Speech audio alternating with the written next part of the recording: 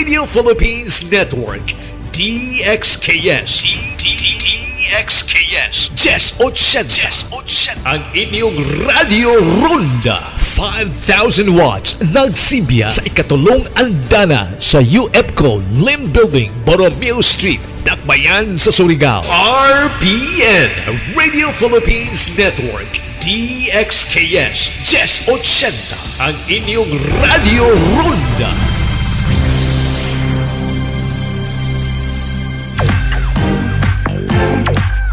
Why not add variation to the format of your routine to keep you on your toes?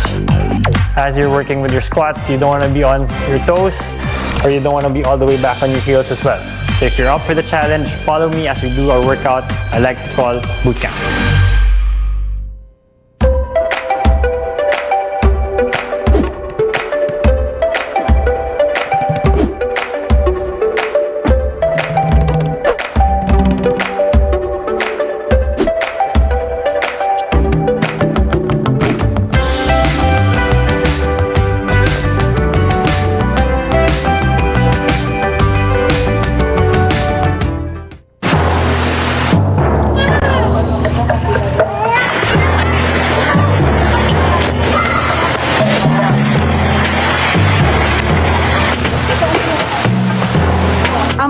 Residente ay stranded pa rin. Lahat halos ng mga bahay dito ay sira.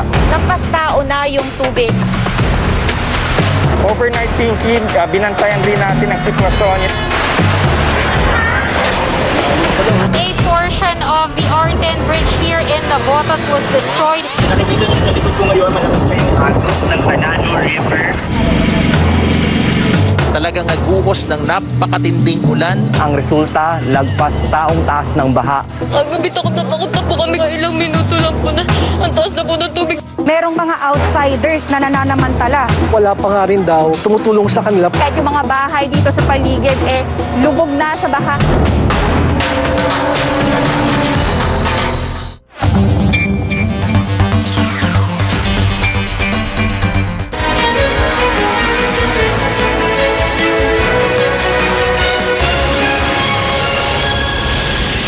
This is Newsnight, where we go above and beyond the headlines. I'm Pia Ontiveros. Tonight on the program, the Health Department confirms there is now local transmission of a new Omicron subvariant in parts of Metro Manila, Western Visayas, and Puerto Princesa City in Palawan. Petitioners appealing to cancel the candidacy of leading presidential contender Bongbong Marcos now want the Supreme Court to temporarily stop Congress from canvassing the votes for president and vice president. And we're still closely monitoring the country's medal haul at the Southeast Asian Games. Officials say Team Philippines is on track to finish within target of at least third place.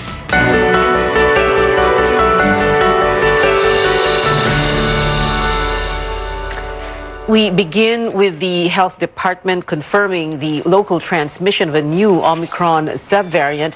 An expert says the spread of BA.2.12.1 can still be controlled, while Caroline Bonkin reports officials are concerned there could be more cases of the COVID-19 subvariant. We are confirming there is local transmission in specific areas of the country. Local transmission of the Omicron subvariant BA.2.12.1 now seen in parts of Metro Manila, Western Visayas, and Puerto Princesa City. Meron tayong local transmission dito sa NCR, specifically dun sa area where we have detected this BA.2.12.1, specifically in that specific area within Western Visayas, Puerto Princesa. This means clusters of cases and individuals with this subvariant are not linked to international travelers. But there is still no community transmission. Pag sinabi natin local transmission, confined siya dun sa area, hindi pang malawakan. Compared to community transmission, huge clusters of infection to. Marami ng mga cluster ng infection, tapos hindi mo na makita yung link ng bawat isang kaso sa isa't isa. The latest, 2 cases from Iloilo City and a returning Filipino from abroad currently living in Western Visayas. Among earlier reported 11 foreigners in Puerto Princesa City. But health officials say they're local cases, citing they more likely got infected here in the country. This is a local case. So even though they were foreigners, they had been here that time that they got sick. And when we tried to trace, mukhang local po ang source of infection. Earlier studies say this subvariant is more infectious and could evade one's protection from vaccines, but it is not yet seen to cause a more severe illness. So in terms of symptomatology and even severity of symptoms, wala pong pagkakaiba itong mga Omicron variant. An infectious diseases specialist says we can still quell its transmission with surveillance, health protocols, and increasing booster uptake. Dapat natuto na talaga tayo, di ba, nakakaapat na tayong waves. And ganito nagsisimula yung mga nakikita natin yung nakaraan eh. Hindi na dapat antayin na dumami ng gusto yung kaso. Kailangan ituloy natin itong aktibong pagmamatyag at pagmamonitor kung meron pang further na makikita dito sa mga subvariants na ito and may further transmission. So we have recommended the preference for us right now for laboratory test would be RT-PCR because it's only RT-PCR na pwede tayong gumawa ng genome sequencing. Health officials not dismissing the possibility of more cases of the subvariant, as only a small portion of weekly COVID-19 cases are checked for variants because cases are low and many positives are below the needed viral load for testing. Caroline Bongkin, CNN Philippines. The struggle continues for health officials with almost 2 million Moderna COVID-19 shots expiring this month. Health Undersecretary Mirna Cabutahe says these should be used as first booster doses.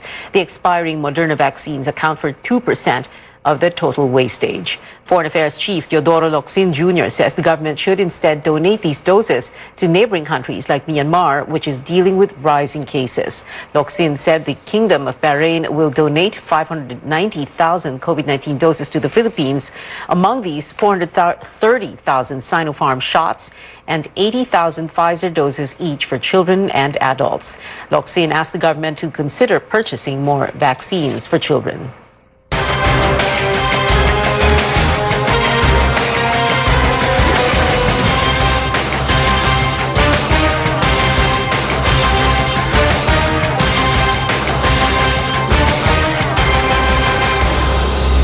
The canvassing of votes for the presidential and vice presidential races is set to begin next week, but presumptive President-elect Bongbong Marcos is facing another challenge, with some civic leaders now taking to the Supreme Court a petition to cancel his candidacy.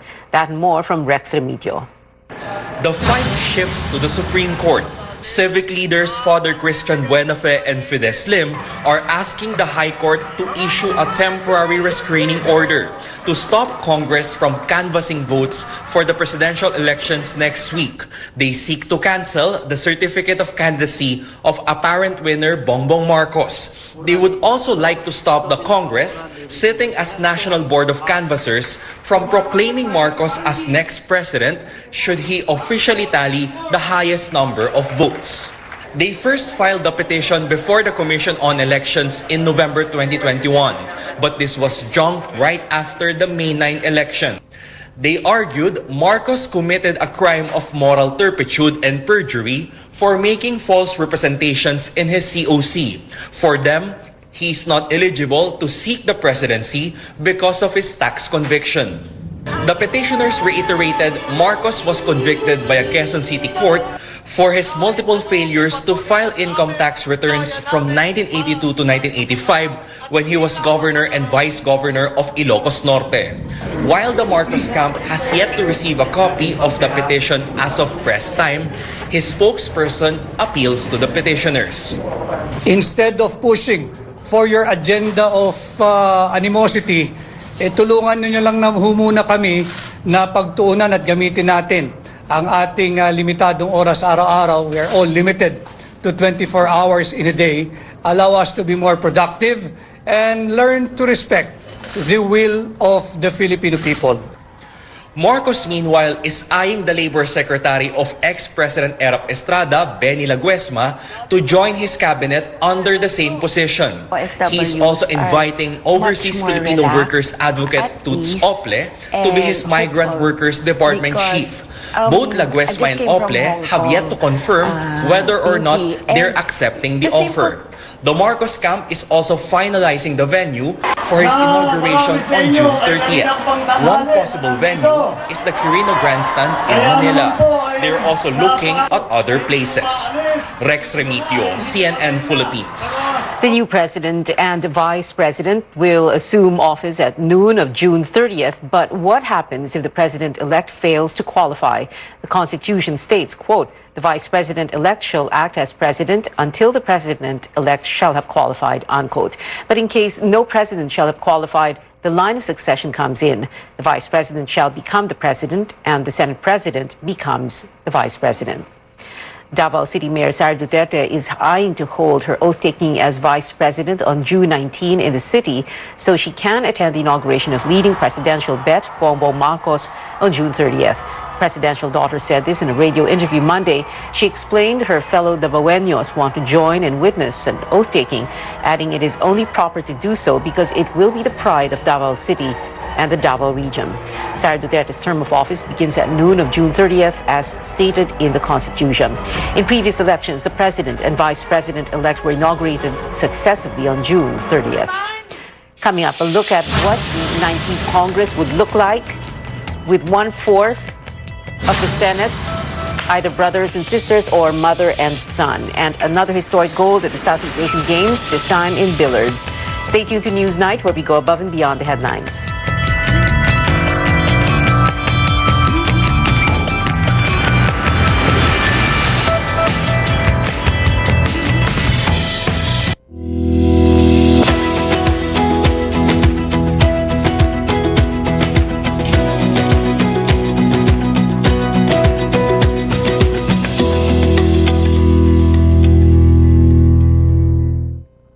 Exodo, Kabanata 18, versikulo 21. Ngunit pumili ka ng mga taong may kakayahan, may takot sa Diyos, mapagkakatiwalaan, at di masusuhulan. Gawin mo silang tagapangasiwa sa libo-libo, daan-daan, 5-50, at 10-10. Ang mabuting balita ay hatid sa inyo ng MX3. LG OLED Evo, self-lit pixels, delivers deep black and true-to-life colors. Light up your world with the best TV technology in this era. LG OLED Evo. What makes a nation grow? Every day we see them. The providers, the traders, the movers, the doers, and the go-getters. Each play their part, whether big or small, in creating a better life for all. Whichever your role may be, we're right here for you. We are Land Bank, and we are here to make this nation grow.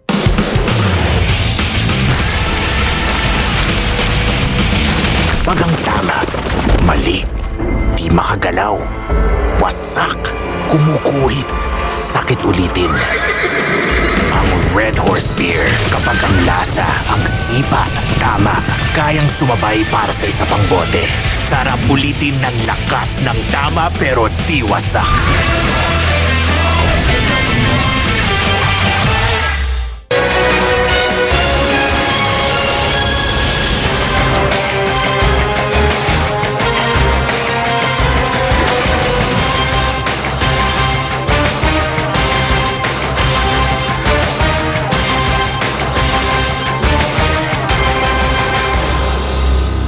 Welcome back. Apparent President-elect Bongbong Marcos is in Australia. His spokesperson Vic Rodriguez confirmed this, saying Marcos is on a private trip with his family for much-needed rest and vacation before he takes office. Rodriguez also says Australian Prime Minister Scott Morrison already sent his congratulatory message to Marcos.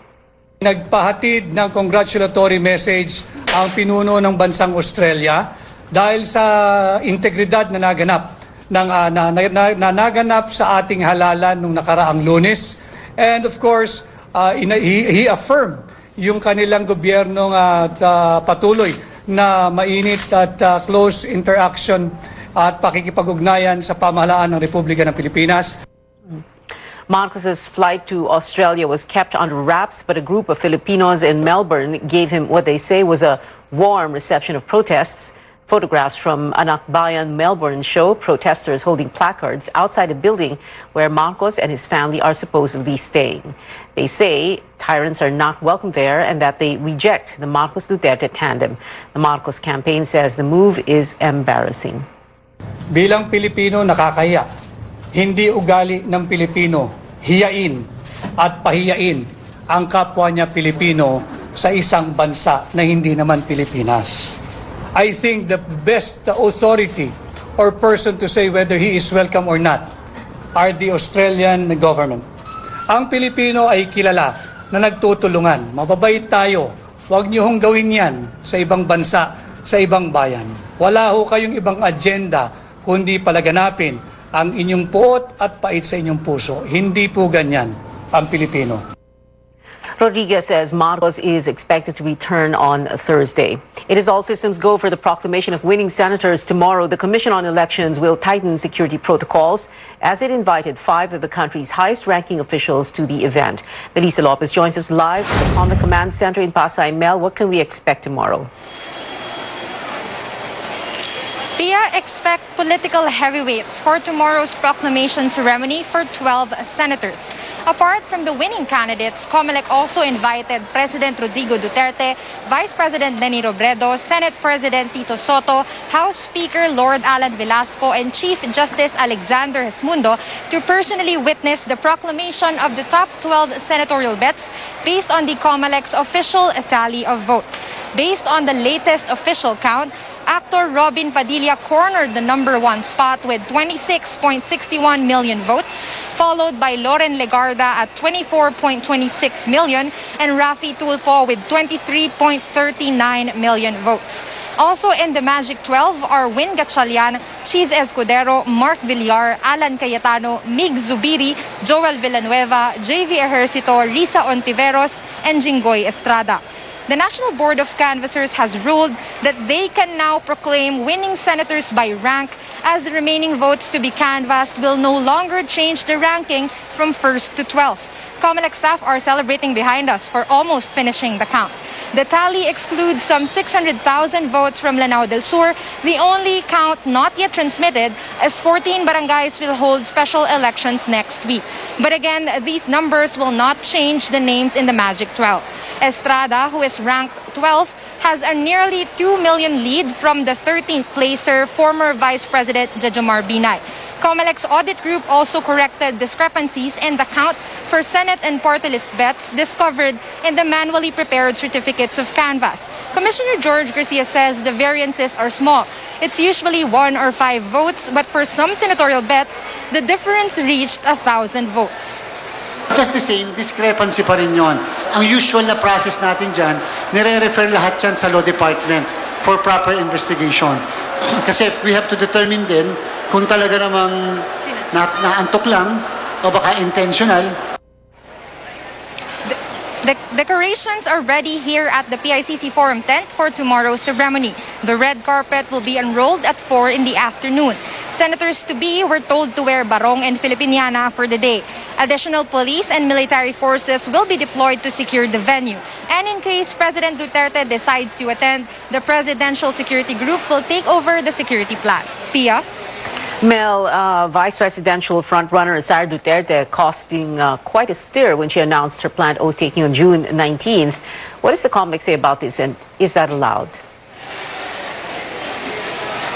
Right. Commissioner Garcia says there's nothing illegal for any presumptive winner or candidate to take his oath or of office well ahead. But what's not allowed is for a candidate to start his term early.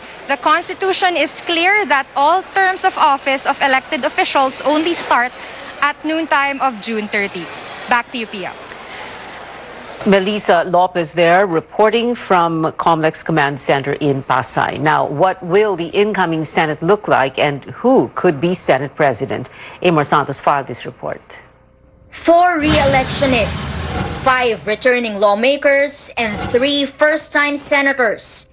They will form half of the Senate in the upcoming 19th Congress, joining the 12 incumbents who were elected in 2019.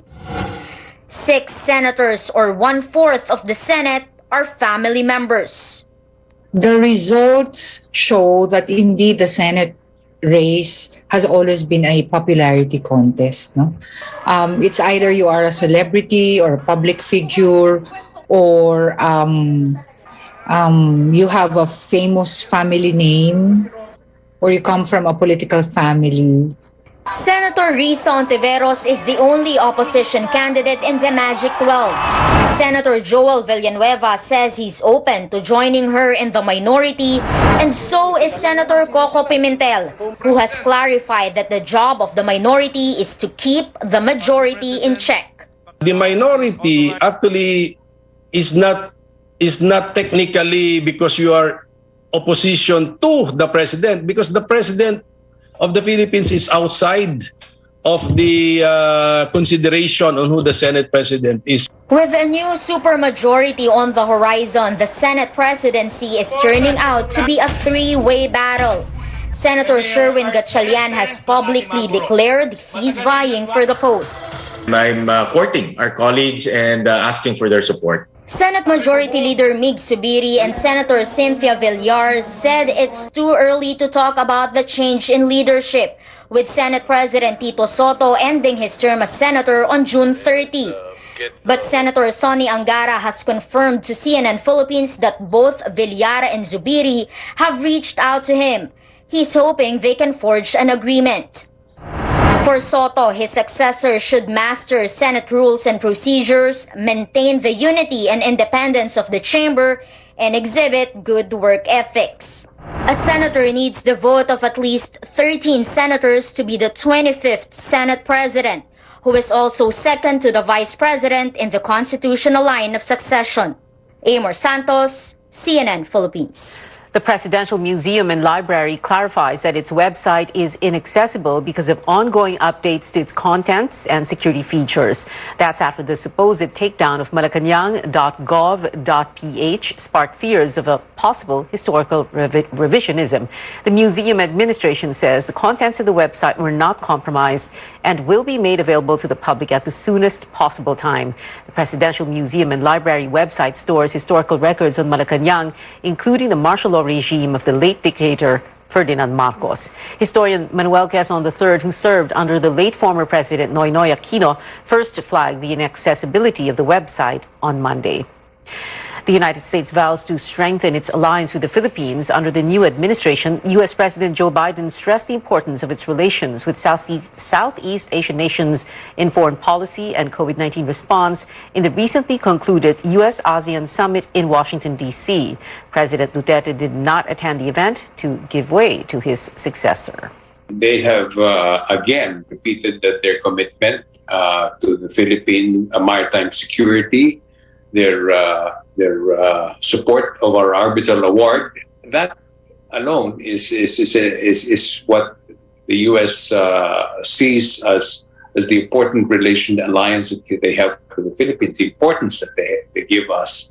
And of course, economic recovery is another thing that they have promised to help the Philippines.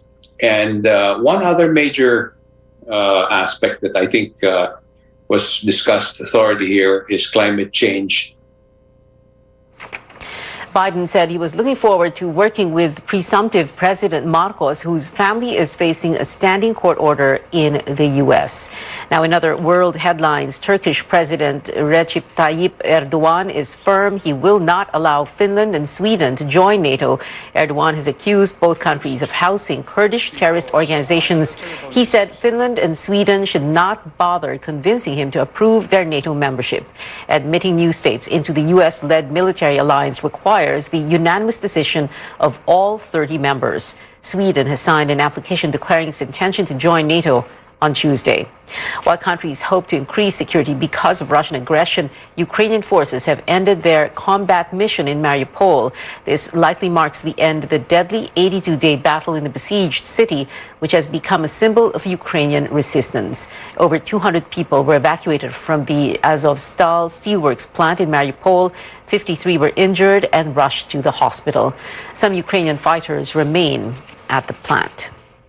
Back here at home, Petron Corporation is confident it can top its pre-pandemic performance as it swings back to profit in 2021.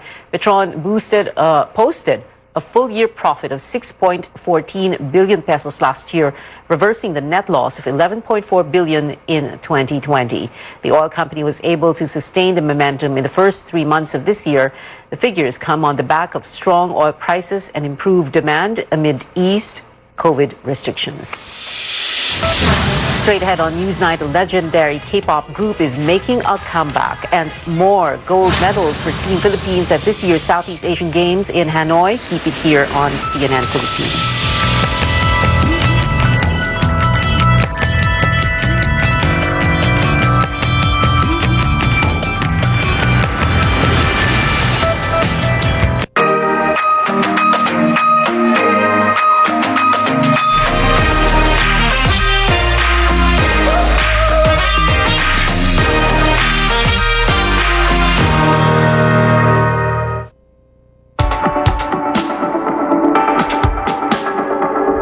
Just a couple of hours outside Metro Manila is Pampanga, a place considered the culinary capital of the Philippines. Here in Pampanga, we do have very rich and unique taste when it comes into food because we give love, passion when it comes into cooking. Kaya ngayon, di ba, nauuso na talaga yung culinary tourism. Tourists really go here just to have a taste of the Kapampangan cuisine. Manganta na po! Manganta mo! Definitely, carving will always be a part of our lives. Malaking pasalamat namin sa mga ninuno namin na nag-umpisa ng pagtatrabaho dito sa Betis. You could see how delicate the projects are. Dito sa Pampanga, makakapunta ka na mabilis for Manila, 2 hours lang. At makakabili ka ng mga guitars na magaganda at quality. Masaya kami na yung makikita ko yung mga products ko na nakakagawa siya ng musika sa ibang tao. Mahalaga yung infrastructure sa pagdala ng mga kalakal, no? With the new Skyway, madaling pumunta rito, hindi ka masistress. Mas marami kaming guests na i-invite. From music, design, to food, Pampanga will surely indulge all of our senses.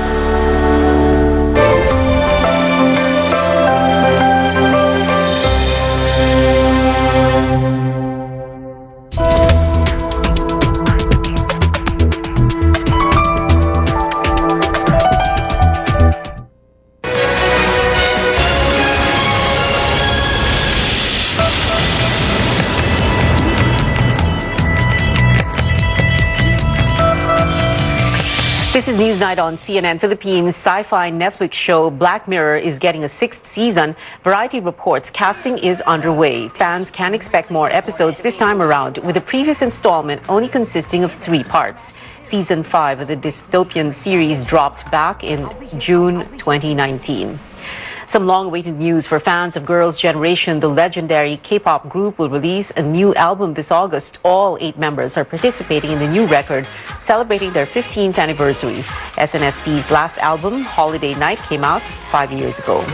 In Vietnam, it's an all-Filipino final in the Southeast Asian Games Billiards Men 9-ball pool singles event. Carlo Biado and John Chua won in their semi-final competitions today, securing them both at least a silver medal. This means the country is set to bag both the silver and the gold in the category. But the country officially captured its first gold in billiards today, courtesy of defending champ Rubilen Amit. This marks her 5th gold medal finish in women's 9-ball singles. And Pinoy billiards icon Efren Bata Reyes is taking home at least a bronze after making it to the Carom singles semis. Reyes beat a Thai opponent in the quarterfinals, securing his ticket to tomorrow's semifinal. And another gold with Islay, Erica Bomogao and Richane Yosorez topping the women's Waikru event. It is the country's first medal this year in Muay Thai. After 5 gold and 2 silver medal finishes, gymnast Carlos Yulo is set to earn at least 1.6 million pesos from government cash incentives. The law grants 300,000 pesos for gold and 60,000 per silver medal. So far, Team Philippines ranks third after Vietnam and Thailand. Philippine Sports Commissioner Ramon Fernandez says the country is within target to finish at least third overall. The Philippines has earned 113 medals, 33 of which are gold. And that is it for now. Join me again on news.ph at 7 p.m. and on politics as usual at 8:30. I'm Pio Ontiveros for Newsnight, where we go above and beyond the headlines.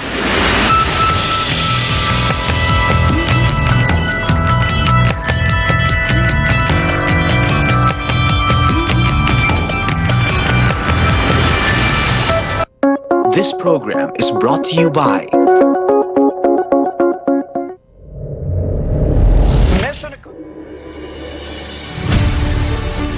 Kini ang simbianan sa RPN Radio Philippines Network DXKS DXKS 1080 ang inyong Radio Ronda 5,000 watts nagsimbiya sa ikatulong andana sa UFCO Lim Building, Borromeo Street, Dakbayan sa Surigao. RPN Radio Philippines Network DXKS 1080 ang inyong Radio Ronda.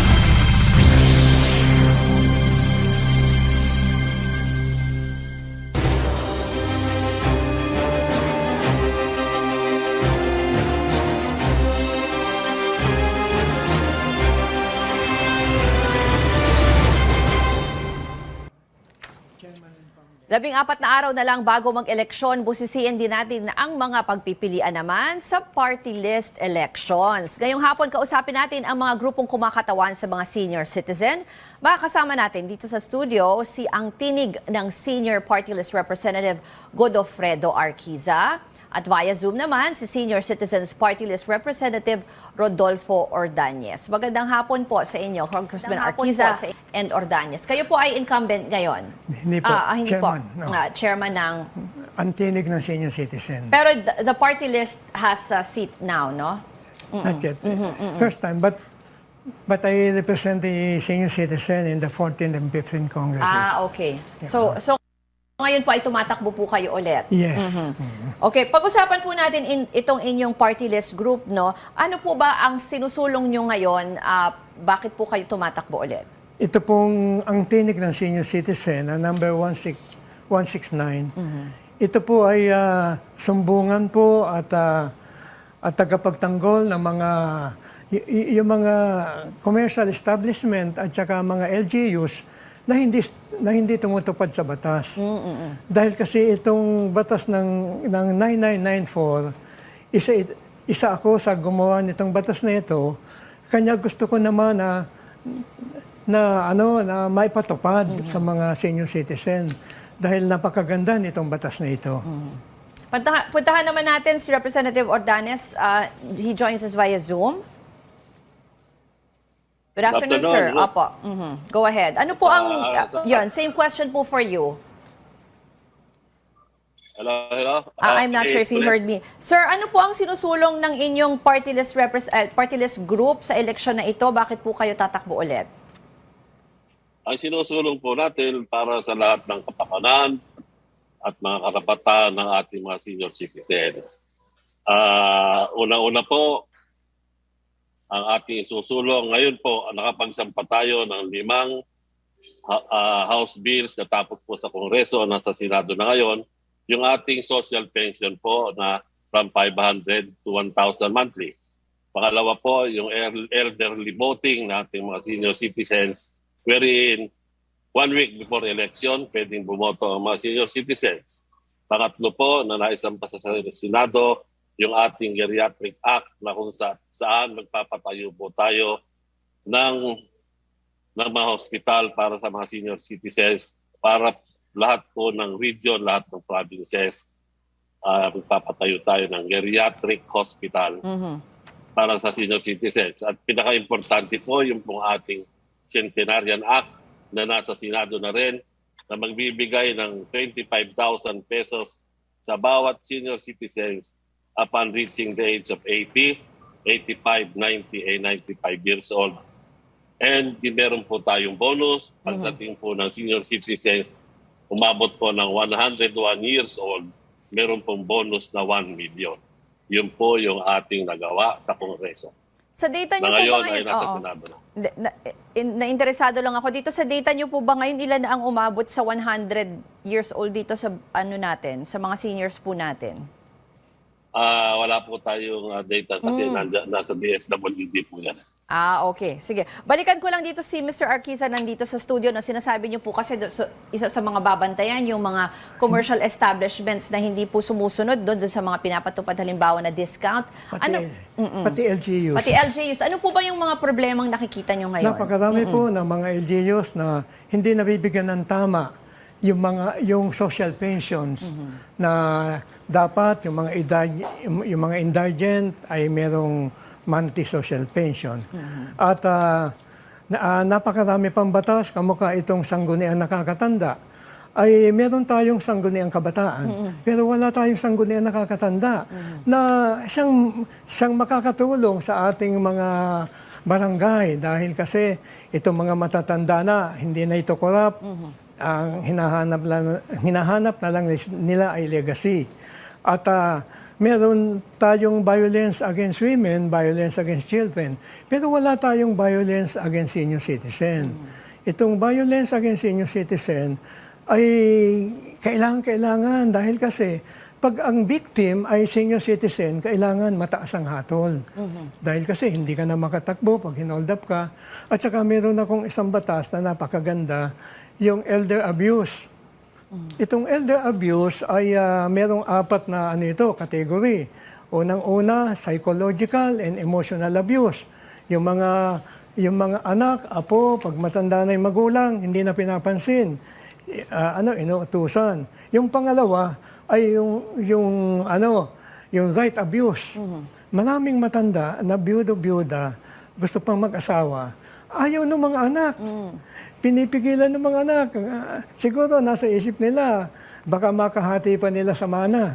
Pero kailangan magkaroon ng right ang mga senior. Saan po magfo-fall under yung sinasabi niyo po elder yan? abuse. Abuse po, considered as abuse po yan, kung sakali, dun sa panukalang batas niyo. 4 po yung elder abuse. Psychological and emotional abuse, right abuse, yung mga magulang pinapakailaman ng mga anak. Financial abuse, yung pera ng magulang ay nag-ipon, nagtipid, tapos may mga anak na mas malaki na kukuha. At saka yung neglect and abandonment. Itong neglect and abandonment, ito lagi nangyayari ito dahil pinag-aaral mo yung mga anak mo sa college, tapos nung makatapos, nanay, tatay, pupunta ako ng Maynila, magtatrabaho ako. Ilang buwan lang nagbigay, tapos wala na. Dapat magkaroon ng rights ang mga seniors, ang mga nanay, tatay, para yung kanilang pinaghirapan na pinag-aral magkaroon ng batas para doon. Mr. Arquiza, ngayon pong pandemic, medyo parang na-highlight din ho talaga yung plight ng senior citizens. Halimbawa, di ba, yung mga ayuda, yung mga ganyan po. And then even yung movement po, di ba, parang laging pinagbabawalan yung seniors na lumabas. Pero dati na po bang problema yung mga ganyan? Halimbawa, even for yung restriction sa movement, even for yung mga jobs, parang hindi po ata masyado. Pero may batas na po dyan, di ba po, na pwede naman po kayo magtrabaho kung kaya pa, ganun po.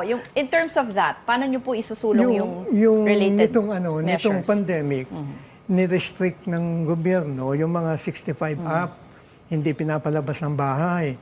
Pero yung mga below 65 ay nakakalabas pa din ng bahay. Pero yun, walang batas doon, kundi utos lang ng ating pamahalaan. Kanya nga, yung iba kasi nagtatrabaho pa po, tapos hindi rin makalabas. Opo. Pero later on, pinayagan naman nila. Pinayagan.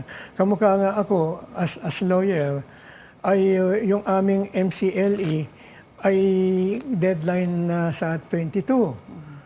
Kanya nga, nakaraan na.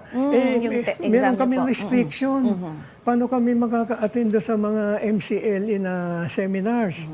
Kanya nga may sulat ako sa ating IBP na sana extend sa mga seniors na 70 above.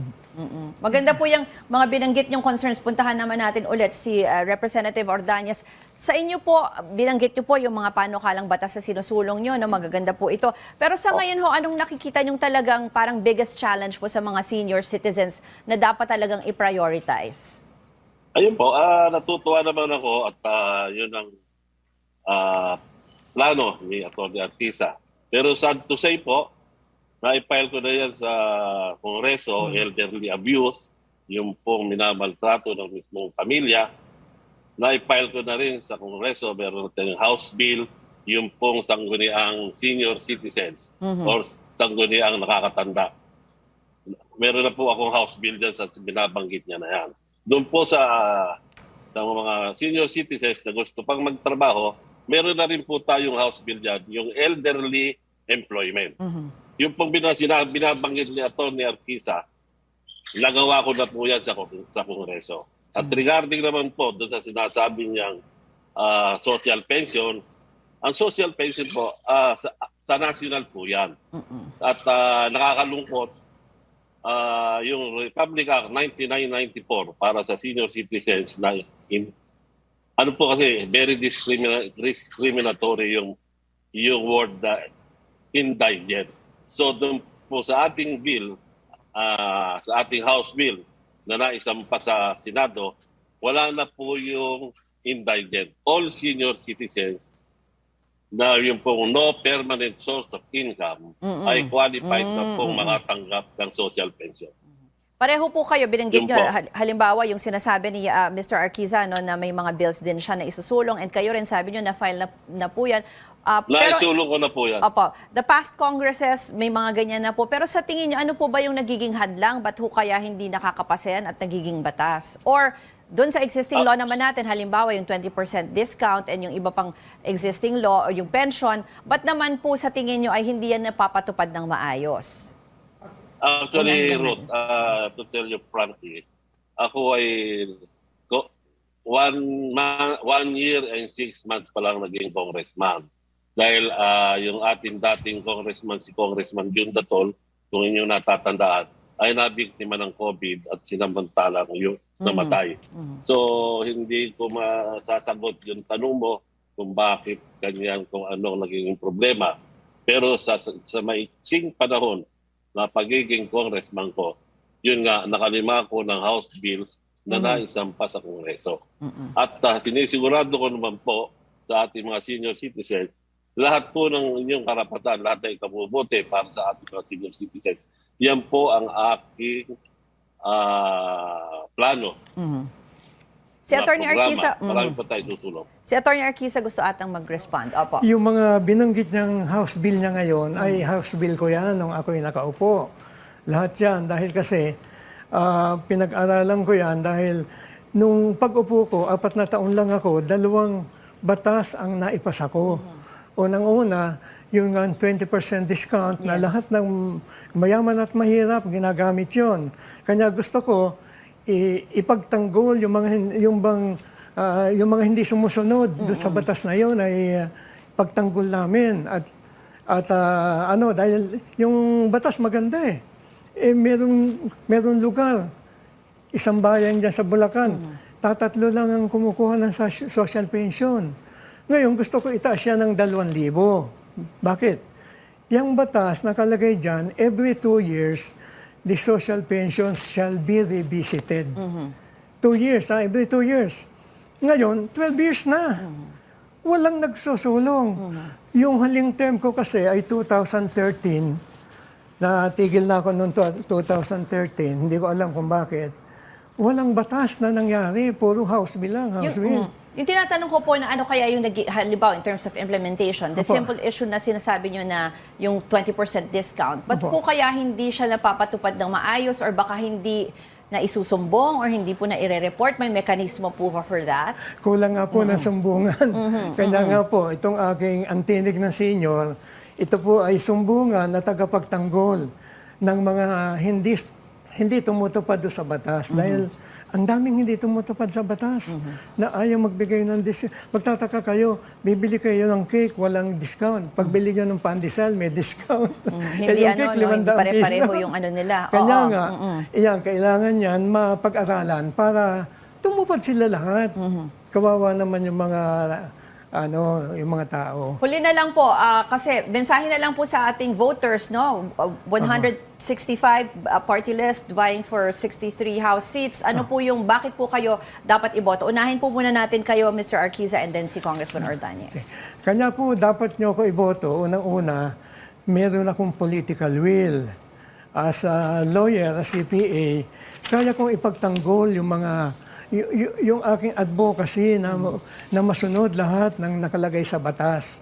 At saka meron pa akong yung 2 batas ko na taasan nga yung social pension ng 2,000 at saka magkaroon ng sangguniang nakakatanda. At saka itong yung mga abuse. Kawawa naman ang mga magulang. Pag matanda na, hindi na makakilos, inaabuso ng mga anak. Yun, napakahalaga yun. Tsaka isa pa, meron akong isang international inisip. Nag-meeting ako sa Amerika ng mga senior citizen, yung mga PLAM. Lahat sila gustong bumalik dito. Yung mga retirees, may nagsisweldo may nagpe-pension ng $3,000, $5,000, $5,000. Gusto nila mag-uwian dito. Kanya lang, ang problema, yung portability ng PhilHealth sa Amerika, hindi magamit dito. Kanya nga, pag nakaupo kami sa Congress, ay kailangan doon legislation. Pwedeng kumausap ako ng congressman sa Amerika at saka senator. Para mapagtugma po. Para mapagtugma.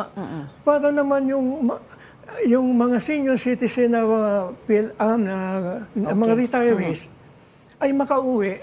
Dahil kasi gustong-gusto nila dito. Sige po, puntahan naman natin si Congressman Ordonez. Apo. Mensahe niyo po sa mga voters. Binanggit ni Atty. Narcisa. 14 and 15 Congress, siya yung naging congressman. Ba't hindi niya natapos yung sinasabi niyang mga bills na to? At kaya ako gusto kong bumalik sa Kongreso, maipagpatuloy ko yung mga naiwanan kong House bill. Like revaccination, immunization, ito yung anti-COVID, anti-pneumonia, anti-flu. Gusto kong ituloy yung free dialysis for all senior citizens kasi para malibre lahat ang dialysis ng mga senior citizens na nagpapadialysis. Ang maipapayo ko kay Atty. Arquiza, ito tayo, nandiyan na siya. Ayusin niyo muna po yung denial ng COMELEC sa inyong petition for registration bago tayo mangampanya.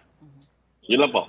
Sir, okay, this is a venue sana na for you to to iharap po sa publiko ang inyong platforms, but this is yung mga ganyang sagot ay siguro po ay sa ibang venue na lang mapag-usapan. Anyway, thank you for giving us your views and introducing your groups to us. Godofredo Arquiza ng Ang Tinig ng Seniors at Rodolfo Ordonez, Senior Citizens Party List. SMC, San Miguel Corporation. Bisag unsang industriya ang sudlan niini, tinguha sa SMC ang pag-uswag o paglambo sa mga Pilipino. Karon, gikan sa SMC, aniya na ang SMC Davao Cement. SMC Davao Cement. Gama sa Davao, para sa Mindanao. SMC Davao Cement. Ato ni Bay.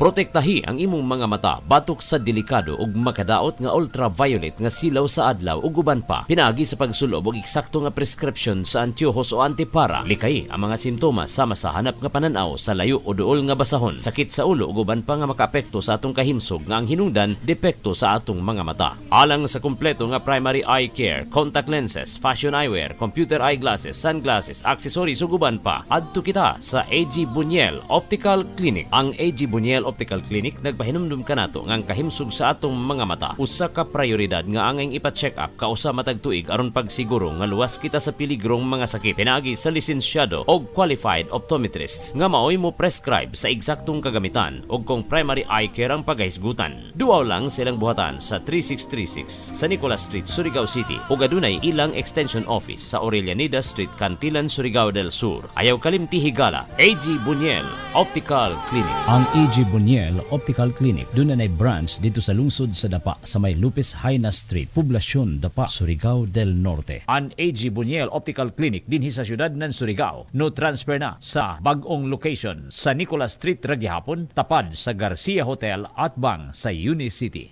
Ang Riverside Parts Master Incorporated na sa ilang bagong location sa Dalan, Burgos, ning atong syudad. Mahimo niyong tawagan sa telephone number 231-7478 or 826-3663. Mga produkto nga inyong mapalit, genuine, makita power tools sama sa planer, drill, grinder, Triton paints, construction supplies, angle bars, flat bars, GI pipes, automotive spare parts, Firefly electrical devices sama sa switches, bulbs ug outlets. Adto ang Riverside Parts Master Incorporated sa ilang bagong pwesto sa Dalan, Burgos ning syudad. Makahangyo ka o makabarato pagyod diha sa Riverside Parts Master Incorporated.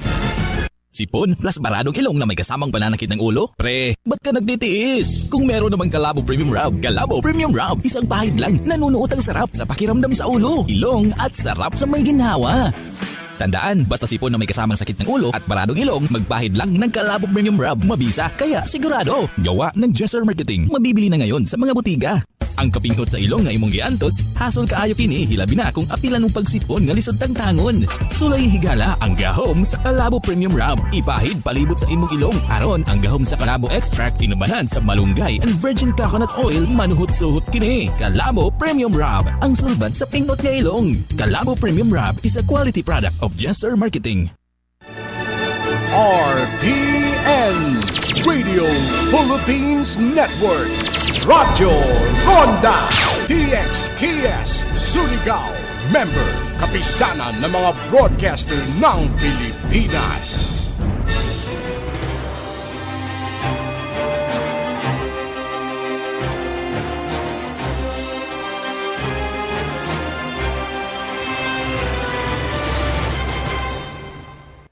As the campaign period enters the final stretch, we speak to party list groups seeking seats in the next Congress. Up next is a party list which vows to help tricycle drivers and operators in the country. Joining us now is Robin Feliciano. He's the first nominee of TODA Party List. Good morning, Robin. Thanks for joining us. And how is the campaign so far? Good morning sa lahat ng mga listeners and viewers natin.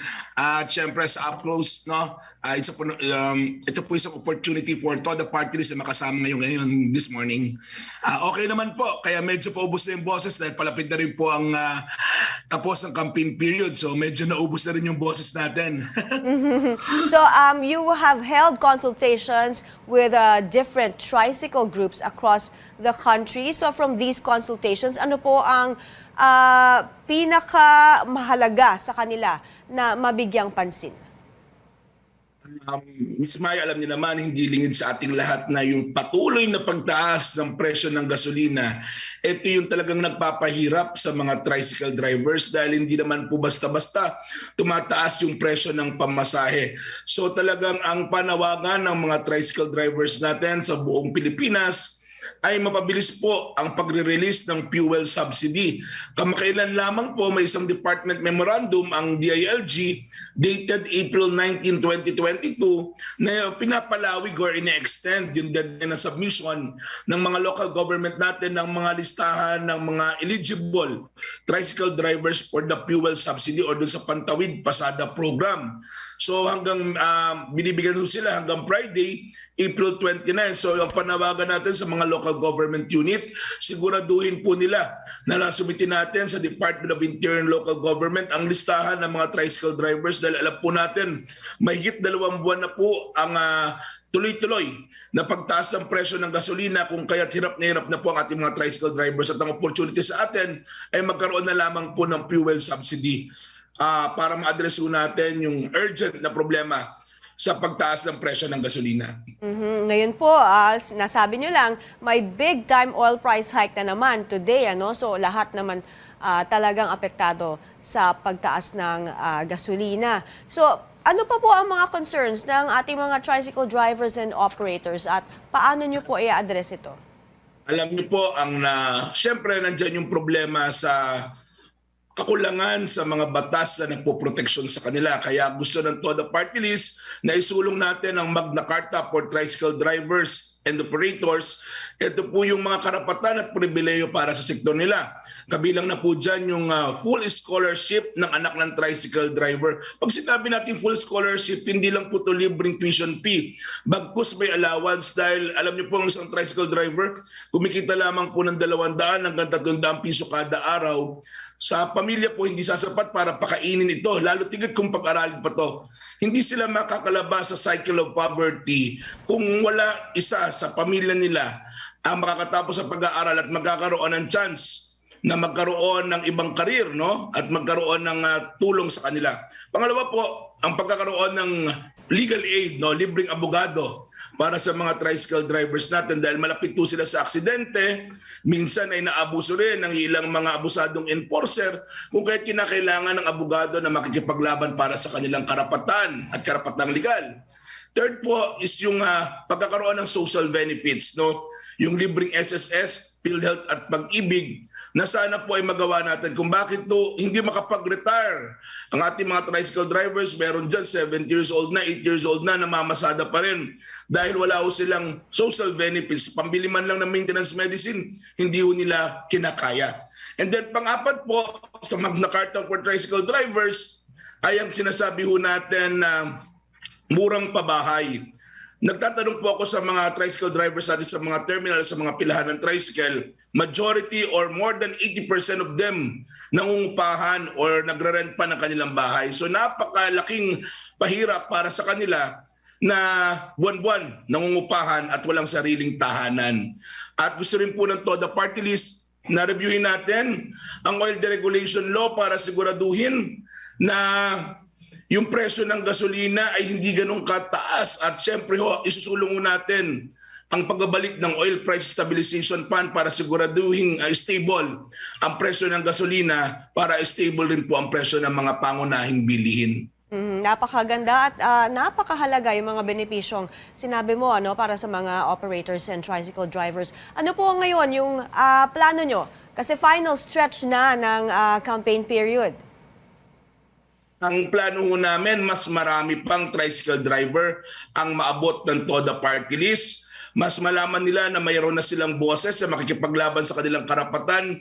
Alam niyo po, 31 years old na ho ang local government code pero wala pa rin nung isa na kinatawan ang mga tricycle drivers natin sa sa Kongreso. Kaya sabi ko nga, wala ni isang batas ang nagawa ang Kongreso patungkol sa benepisyo ng mga tricycle drivers. Yun po ang usap-usapan namin sa mga pagpupulong sa mga tricycle drivers. Kinakailangan na magkaroon ng batas para sa social benefits at karapatan ng ating mga tricycle drivers. Kung kaya't sa nalalabing ilang araw ng kampanya, sisikapin ng TODA Party List na balita at maabot namin ang tricycle drivers sa buong kapuluan. Okay, maraming salamat po, TODA Party List nominee Rovin Feliciano.